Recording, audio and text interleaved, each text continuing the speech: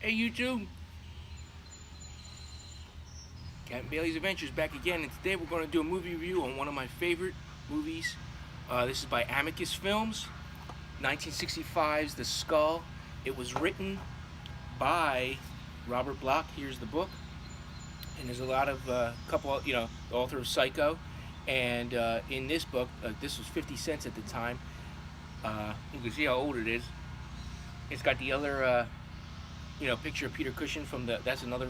I don't believe this is the original cover for the novel, obviously, but this is one of the pictures with Peter Cushing looking at the skull of the Marquis de Sade from the film. I believe my VHS cover has that version of it. I'm not sure. I'd have to go dig through the bowels of the storage to find that. But this is the book, and obviously it's called The Skull of the Marquis de Sade. Obviously, they only called it The Skull in this.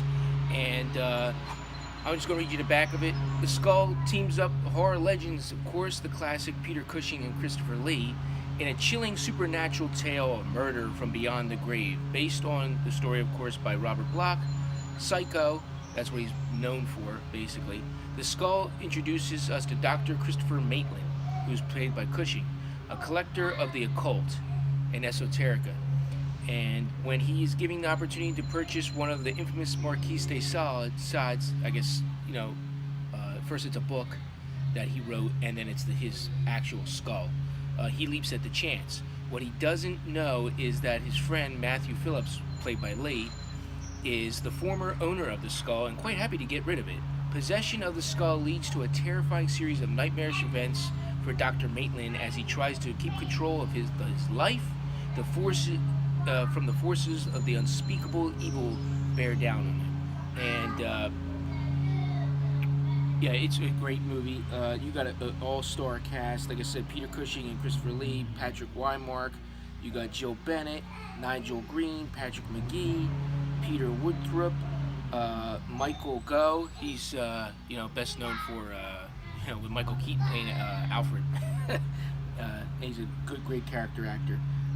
And a bunch of other names, but just pulled this up on IMDb because there's a lot of cool stuff. Like the goofs.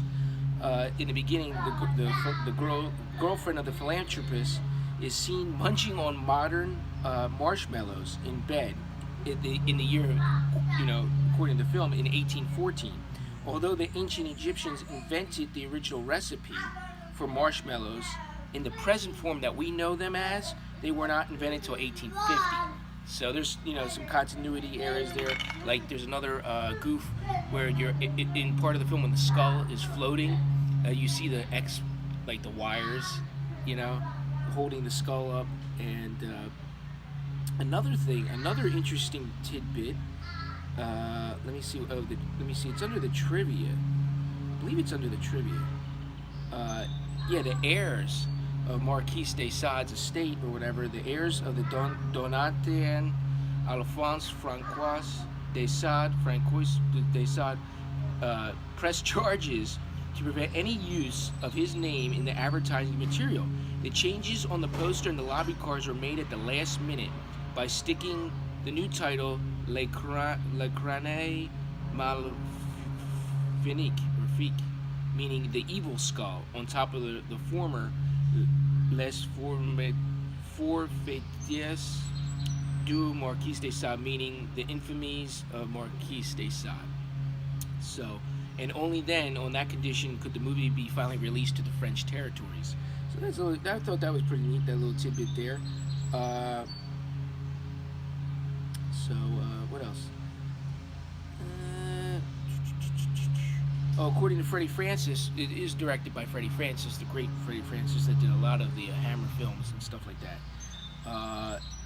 According to him, the screenplay, which was produced by Milton Subtosky, was a little more than an outline, and a great deal had to be added during filming and later in post-production to bring it up to adequate length. So this film is about an hour and a half, 83 minutes, I believe.